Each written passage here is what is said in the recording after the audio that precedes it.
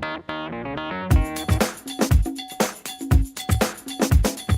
this is Sitima Fowler from Capstone Information Technologies. I am here with Brother Wease, morning talk show host of 95.1 The Brew. She's got that right. I'm so excited to be here with Wease because it's kind of weird. I've been listening to you for the last 20 years and I can't wake up in the morning without hearing your voice. So my start of the day is listening to you, and even though we come from completely different backgrounds, I feel like we're so similar in and I admire how you cut through all the facade and things and can relate to people in such a frank, open way, and it's very refreshing.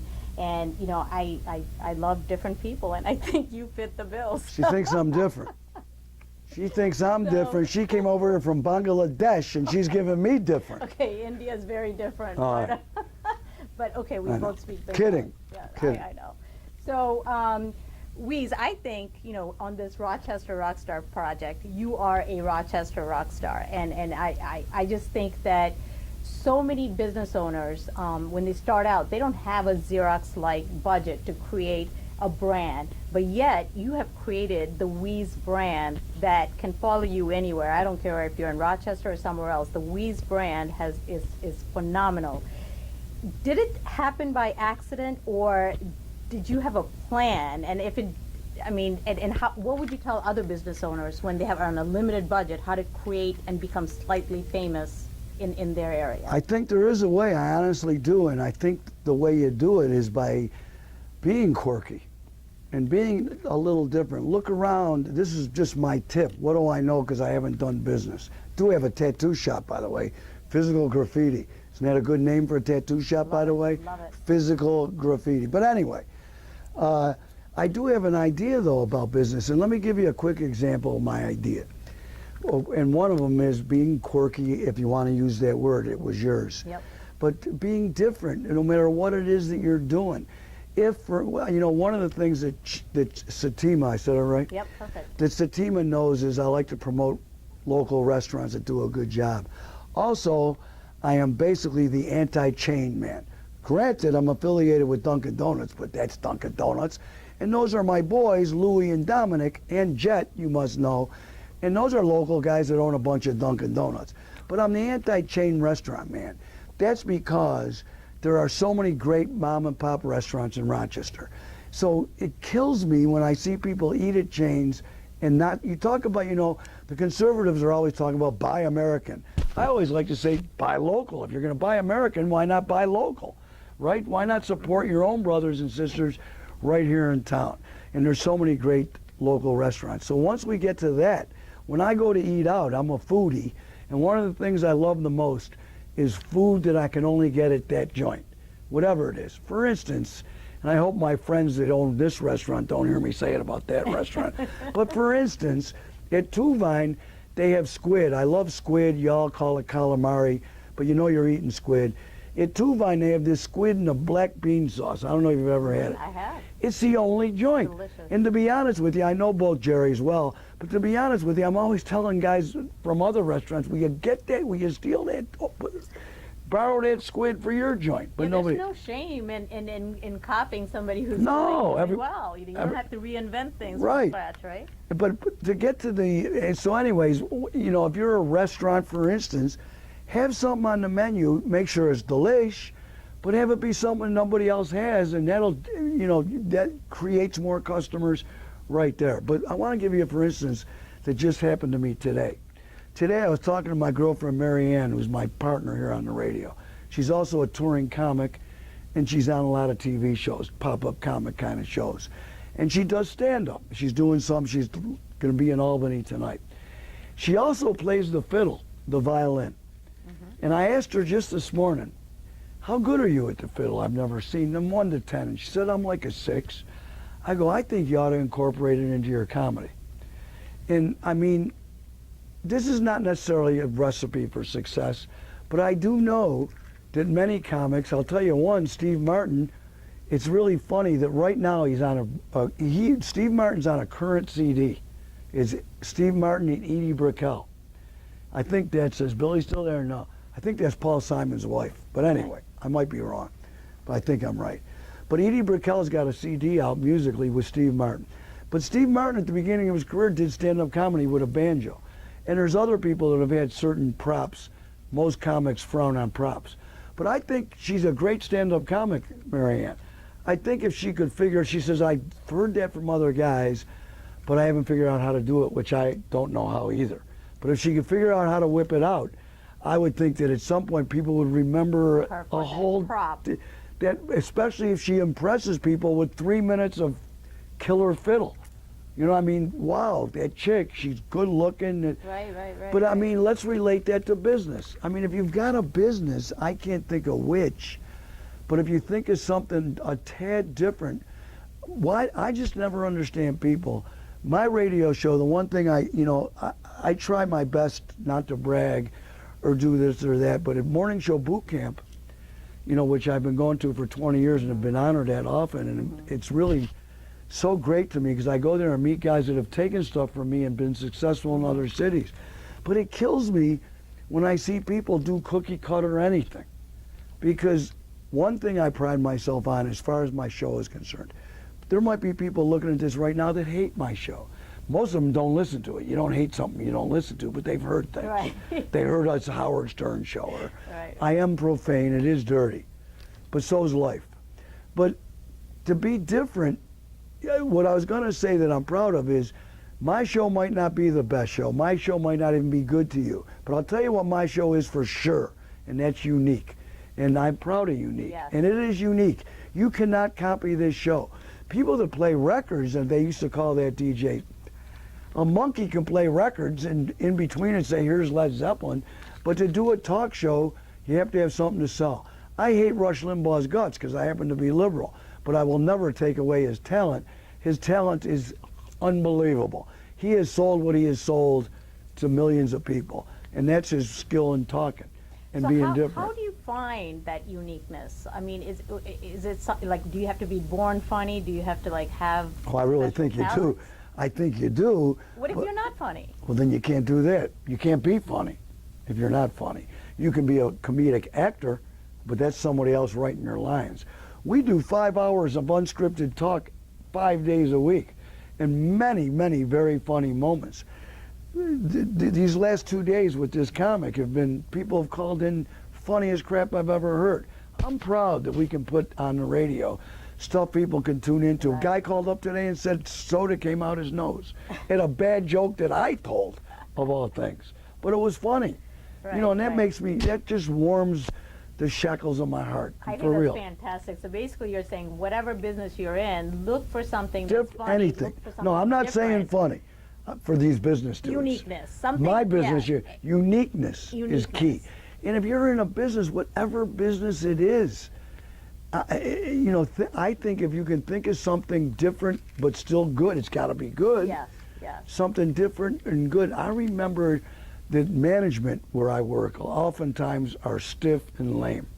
And I've had a fight, they are, and I've had to fight them for 30 years. I remember at the beginning of my career, a buddy of mine in Buffalo had these cards, and it was basically, it said something about having sex with him at your house. But it was, then they had little print and big word was sex. It was all clean stuff. But if you looked at the card, it looked like, and they wouldn't let me do it because I don't know why. But rules are meant to be broken, and I don't think you'll ever win anything without breaking rules. Love it, love it. I really don't. I mean, I'm not a consultant, but a lot of people have said, because I do share, things that are working well in my business, I share it openly and mentor a lot of people, and people have told me, well, what if your competitors find out what you're doing? Are they going to copy it? I was like, they can't copy. They can try, but I love it. It's me who's creating it. It's I'm the brand. What she I'm says, creating it, what right. she's saying So, is it. yeah. But I want to tell you what happened with consultants. We got a big letter last night. Please, Wease, when you say the call letters in the station, it has to be 95.1 the brew, not the brew 95.1. Okay. Because somehow when these people get ratings books, they're going to screw it up. Okay. This is bullshit. I'm going to say shit because this isn't going in. No, And you it's can not. delay it out if you want to. And who has never heard that word? But anyways, it's bull crap. Because this whole the way we get rated, which is tough anyway, it's lucky as hell. But if anyone writes down the wheeze, we'll get the credit. And nobody's listening to this that doesn't know they're listening to me, and if they are, they're not going to write it down. Right. If they're listening and they didn't like it, they ain't writing it down anyway. All that So stuff why? matters so little. It matters not at all. Yeah, I Not agree. at all, and they can't even show me how it does. Right. Well, let me ask you. So there's two things that always stood out to me. One was the brand you created for yourself in Rochester, and I think I understand now the uniqueness that you're bringing. The second is, I mean, everybody goes through life's ups and downs, and yours is so publicly in the air, you know, from you leaving your last station to cancer. To me, it always seems like you're able to bounce back with a plan B, and you always got this same level of energy. I mean, tell me about your process when you just find out about something bad. Like, what goes on in your head to, like, get on the other side? You know, the funny thing about that is Craig Shoemaker, the comedian today, was trying to give this pitch about how important laughter is. Well, I feel exactly the same way. My son has a tattoo. My 25-year-old son has a portrait of me on his arm, and it says, if you ain't laughing, then you're losing. And it's a quote of mine. Okay. But the corny quote about laughter is the best medicine, I believe it completely. And I have been in the jungles of Vietnam where it was monsoon season, and we were laughing. And we used to do that, you know, we're laughing to keep from crying. But, man, I swear to you that I have been in the most dire of circumstances when laughing came out.